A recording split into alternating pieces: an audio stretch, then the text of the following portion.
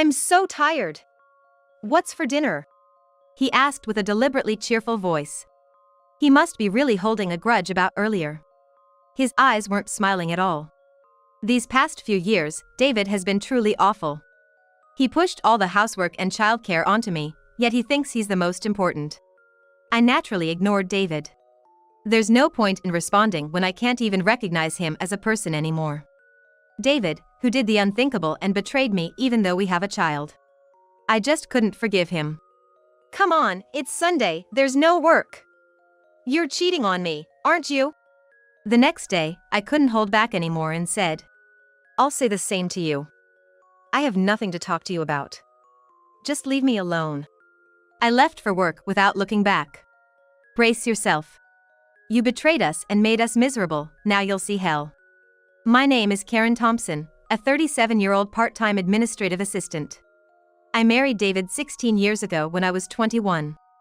I started working right after high school at 18 and met David, who worked at a trading company we dealt with. David is older than me and is now 40. He's still working at the same trading company and has a responsible position as a department manager. We started dating when I was 19 and he was 22. We had the same hobbies and shared values, so after dating for 2 years, we got married. The following year, our son Ryan was born, and it's been 15 years since. Ryan is a kind and spirited kid who's about to start his high school. We were a normal family of 3, but then I noticed a small change. The button on David's suit that was coming off until recently was now neatly sewn on. David doesn't sew, and he would usually ask me for such things. I had no idea at the time that such a small discovery would later lead to a major situation. One day, I casually asked David about the suit button. Hey, this button. I thought it was coming off the other day, did you fix it yourself? David's hand, holding a beer can, stopped suddenly, and an awkward silence followed. David then sighed and said with an annoyed look, I had an important business meeting and noticed it then. It would have looked bad, so one of my coworkers, who likes sewing, fixed it for me. He then continued drinking his beer and started watching TV. It was clearly signaling he didn't want to talk further. Lately, I think David has become cold towards me. We used to be a close family until Ryan was in elementary school, but things changed after he started attending a private middle school. David insists on Ryan preparing for a prestigious private high school. Without any sports or activities after school, just studying. I was concerned whether Ryan truly wanted that or if the studies were becoming a burden to him, so I once voiced my opinion. Aren't you just imposing what you want on Ryan, our son? David exploded, saying, You, with your high school education, wouldn't understand. You think women can get by just being charming, even if they're dropouts. You've been living off me, like a parasite. You have no right to criticize me. I was speechless. David, who used to shine so brightly in his prestigious university and major trading company. I used to think it was a miracle that I could even be in a relationship with David, and I truly believed that he was with me because he loved me. Now it seemed like he was just looking for a convenient woman. Since Ryan's birth 15 years ago, there was no trace left of the David I first met. After quitting my job due to pregnancy and childbirth, David left all the housework and childcare to me, and even when I returned to work part-time, he never helped, insisting that the one who earns less should do more at home. Despite this, thanks to David's earnings, I've been able to save most of my part-time income and afford Ryan's private middle school. I didn't have the right to complain. Once that thought settled in my mind, I couldn't think of anything else. Then, one late December day, Ryan, as usual, was busy studying from morning to evening for his exams.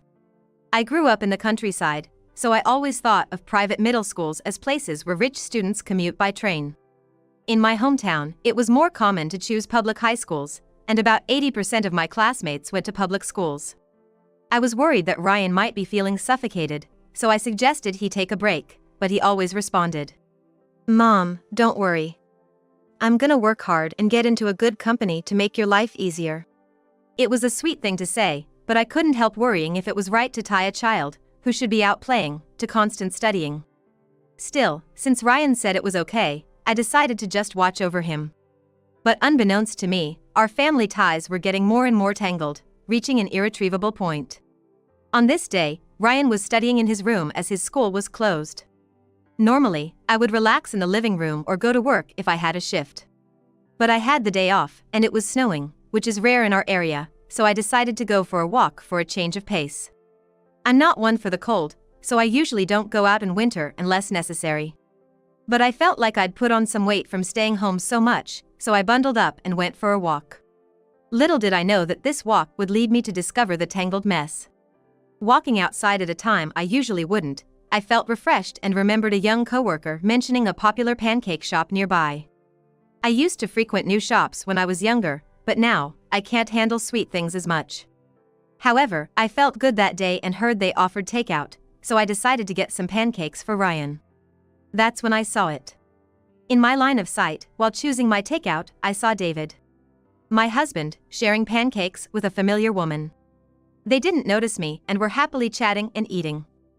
David was gently feeding the pancakes to the woman, my sister. I felt chills, quickly paid, and hurried out. Trying to calm my shallow breathing, I processed what I had just seen. It was undoubtedly David, my husband, on a date with my sister. Why those two? What about David's work? What was their relationship? These thoughts swirled in my head, causing a headache, but for now, I decided to go home and give Ryan the pancakes. Walking through the snowy white streets, I exhaled white breaths. Hours later, David came home as if nothing happened. A complete contrast to the person I saw at the pancake shop, now showing a deep frown and full-on grumpiness. Welcome back. Something wrong? I asked cautiously. David roughly took off his suit, throwing his bag around, then pointed at the dining table, saying, "Why pumpkin gratin today of all days? This sweet stuff isn't dinner. Make something salty now or go buy it." Frustrated, he stormed off to the bathroom. He had his phone with him, an unusual behavior. Maybe he was angry about the pumpkin gratin because he had just eaten pancakes covered in whipped cream with my sister during the day. Knowing what I had seen, I could guess why David was angry, but if I hadn't known, I'd surely be confused. And blame myself for being a bad wife, unable to please my husband. But as I listened to David showering, I thought something. Why do I have to be treated so horribly? For 15 years since Ryan's birth, even during my time as a homemaker, I was confident I balanced housework, childcare, and work. Ryan grew into a kind and straightforward kid, though he had his rebellious moments. What did I do wrong? What drove David to cheat? These thoughts started to consume me, and I gradually found it impossible to see David as a person. When David came out of the bathroom, his face was obscured by a dark cloud in my eyes. Why did I devote myself to such a worthless person? I thought, and a strange laugh bubbled up. Seeing this, David looked at me oddly and said, "What's with that creepy smile? If you've got time for that, go make dinner. You're useless." Hearing the commotion, Ryan came down from upstairs, worried. "Dad, Mom, what's going on?" Before I could say anything, David spoke. "Ryan, you'd rather have something like fried chicken than this sweet stuff, right?" Ryan furrowed his brow and said, "Well, I'm okay with anything. I'm just grateful that Mom cooked for me, defending me." At his words, David's eyebrows twitched, and he seemed about to say something, but I stopped him. "I'm sorry for being a useless mom. Ryan, just wait a bit. I'll make something else."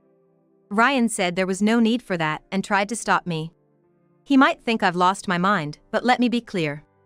I am perfectly calm. And I've finally woken up to reality. David doesn't care about me. He's mistaken me for some convenient housekeeper. Well, I have my thoughts too. So, I made a sweet stir-fried beef with the leftovers in the fridge. David and Ryan looked stunned at the meal, and David, predictably, complained. "Hey, are you kidding me? Or are you just disrespecting me? Cut it out." Normally, I would have immediately apologized at his words, but from this moment on, I decided to change how I treated him. Ignoring David, I turned to Ryan and said, "Ryan, you've always liked sweet things, right? I know you've been eating spicy stir-fried beef to please your dad, but I knew you preferred sweet." Ryan's eyes widened and he said, "That's true, but..." Then he quietly finished his plate of stir-fried beef and, as an afterthought, the pumpkin gratin as well. Watching him, I said, "You still have more studying to do, right? Just do your best without overdoing it," and stood up. Leaving a bewildered David, I headed to the bathroom. After my bath, David was standing there waiting for me. Ignoring him, I sat on the sofa, started catching up on a drama I recorded. But David stopped me, asking in a mockingly bright tone, "I'm so tired. What's for dinner?" Clearly still holding a grudge about earlier.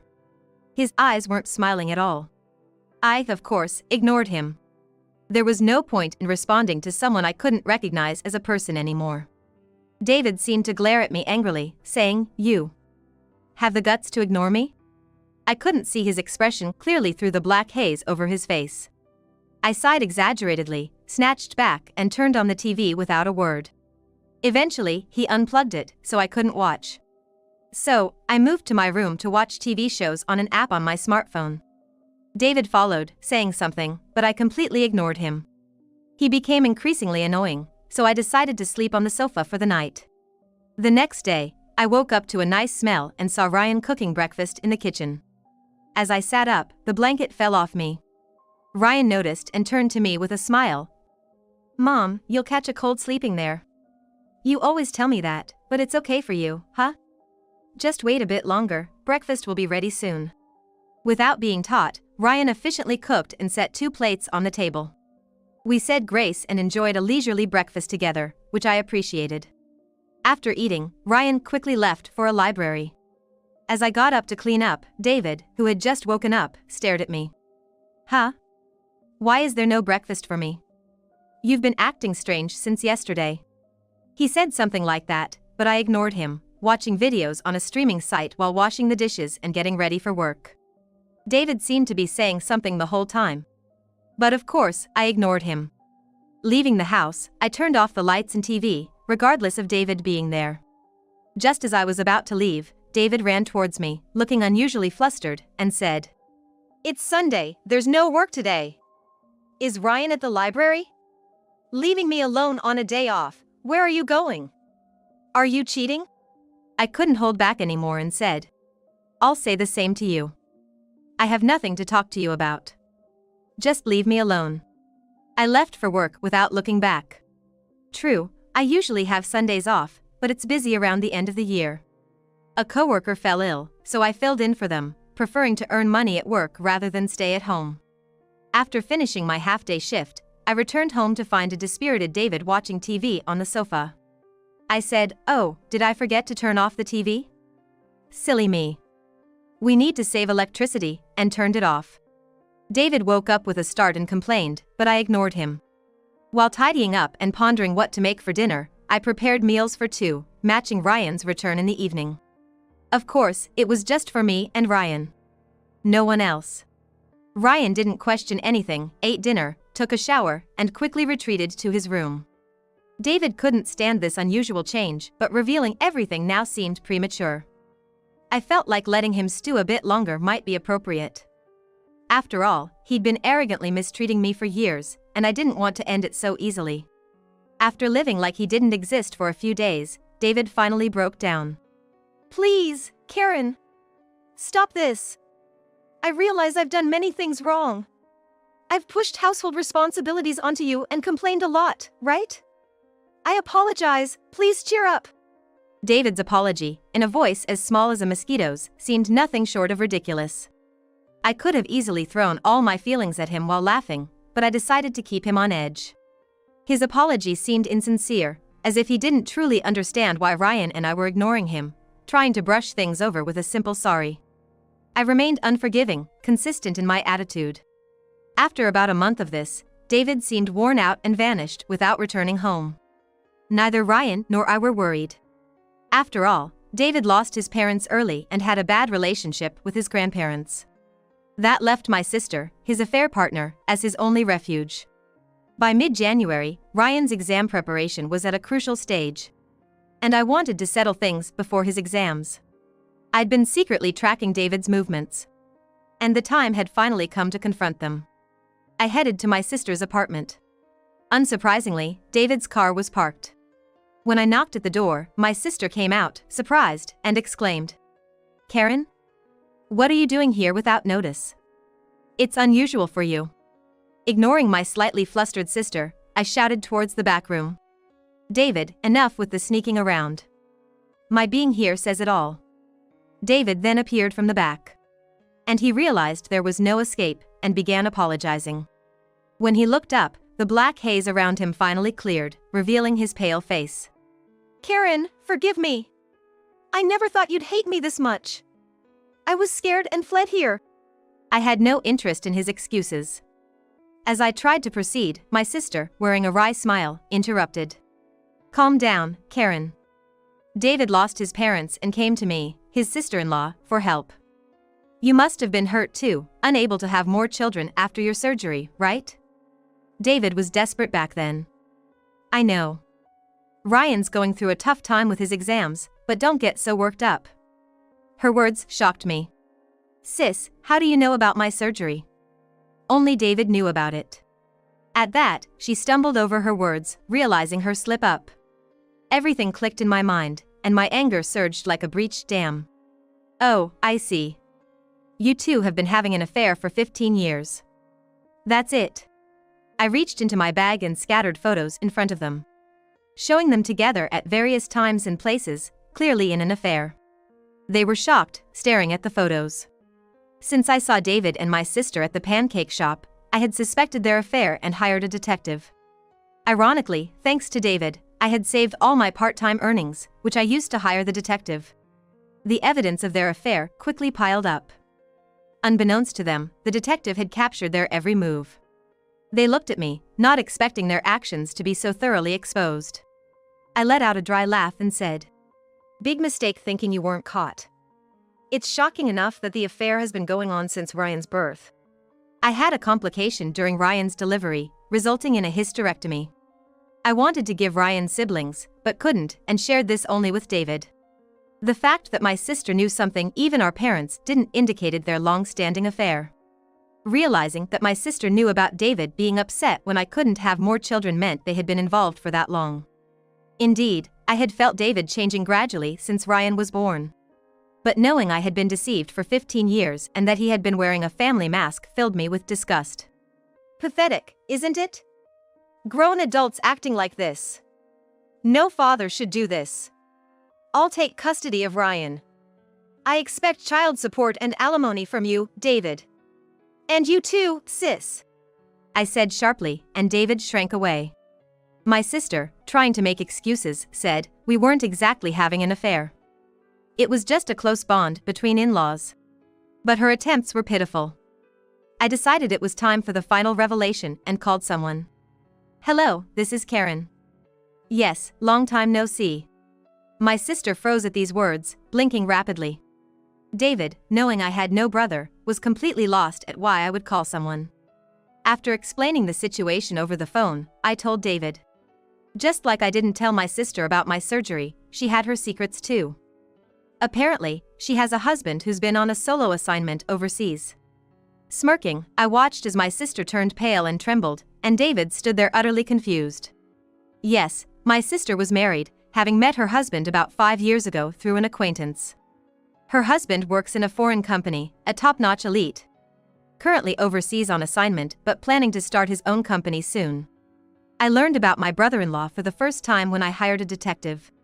My sister had a bad relationship with our parents, cutting off contact due to her dropping out of high school and multiple police incidents. Hence, my parents were unaware of her marriage. Of course, I had no idea either, never imagining my sister, whose husband was abroad, was having an affair with my husband. When I confronted her, she denied it, saying they were just close, so I was prepared to play my trump card. I called my sister's husband, and after a long conversation, he was furious. He must have been shocked to learn that, taking advantage of his absence, his wife had an affair with my husband. I just informed him now that my sister and David had been involved for 15 years, and he was speechless. He asked for time to think and prepare for the future, so I detailed our conversation. Of course, he plans to divorce you. David, you might not be liable, but paying up might be good for you. He is a major client of your company, after all. The two, cornered, begged for forgiveness. "Karen, I'm sorry. I'll end things with David here, please don't sue. Karen, can you talk to this guy? I don't know what to do." Seeing them in panic, I smiled. They mistook it for mercy and smiled back. But then, I dropped the hammer. This isn't a situation where a simple apology will do. I don't trust a word from traitors, nor will I help you. You both deserve what's coming. I left the apartment, leaving them in despair. When I got home, I found several cardboard boxes in the living room and Ryan busily moving them. What's going on with these? Ryan turned around, seemingly surprised. And said, Dad's cheating, right? Unbelievable. I can't study in a house with such a person. I decided to move with you, so I was preparing. I never told Ryan about David's affair. How did you know? I asked, bewildered. Ryan revealed an unexpected truth. A friend from my school works at that pancake shop. She told me. So I knew. Otherwise, I couldn't have supported your mysterious actions. I never imagined this was how it would come out. The part-time worker at the pancake shop was a high school girl, a year older than Ryan. She recognized David, who frequently skipped work to date my sister and even used the shop for business, leaving his business card there once. She contacted Ryan, realizing he was David's son. Ryan knew everything from the start. Why didn't you say something, if you knew? I asked timidly. Ryan replied, I didn't want to upset you. Plus, I promised, right? To get into a good company and make life easier for you. I might be just a powerless kid now, but I'm determined to free you from Dad's spell. He said that in a deliberately cool and exaggerated way. I couldn't help but laugh. That line, isn't it from a character in some popular drama these days? I was worried you were only focused on your studies, but you've been secretly watching it, haven't you? We laughed together, and before David returned, we packed up our essentials and left the house, heading to my parents' place. Within a month, everything with David and my sister was settled. David and I got divorced, and he had to pay a lump sum for Ryan's child support. The amount might vary depending on Ryan's future education, but I didn't want any more involvement with David. David, utterly dejected, signed everything and agreed to all terms without protest. My sister, on the other hand, met a dismal fate. Her husband, having returned from overseas, brought a skilled lawyer and quickly divorced her. This lawyer also helped me with David, making everything smoother. Being a high school dropout and a part-time worker, she had no savings and had even defaulted on taxes. She lied to her ex-husband about working as an office clerk. But now she had to work multiple jobs, struggling to survive. She quickly lost weight, couldn't afford rent, and ended up homeless. David, having to maintain relations with my sister's ex-husband, a client of his company, paid him alimony too, but eventually resigned due to rumors. With the payments to me and Ryan, his savings ran dry, and he seemed destined for a fate similar to my sister's. Nobody sympathized with them, and they were left to lead lonely, miserable lives. My parents were shocked when I suddenly moved back home, but after hearing the story, they welcomed Ryan and me without hesitation. Ryan's desired high school was within cycling distance from our home, so we decided to live there. Ryan got into his first choice high school, but ultimately chose to pursue pastry making in college, even studying abroad in Paris. Years later, he became a skilled pâtissier and told me he was dating his senior from the pancake shop, considering marriage. I couldn't say it because of Dad, but I became a pâtissier because I admired her. You support my dream, right, Mom? Of course, I did. Obviously. Just like the sweet-tooth Ryan, sneaking off to the pancake shop to see your senior. We reminisced about old times and looked forward to his eventual marriage announcement. After all, it's better for children to choose and walk their own paths, with parents simply being their guides. Watching my strong and kind son's back, I prayed for his bright future.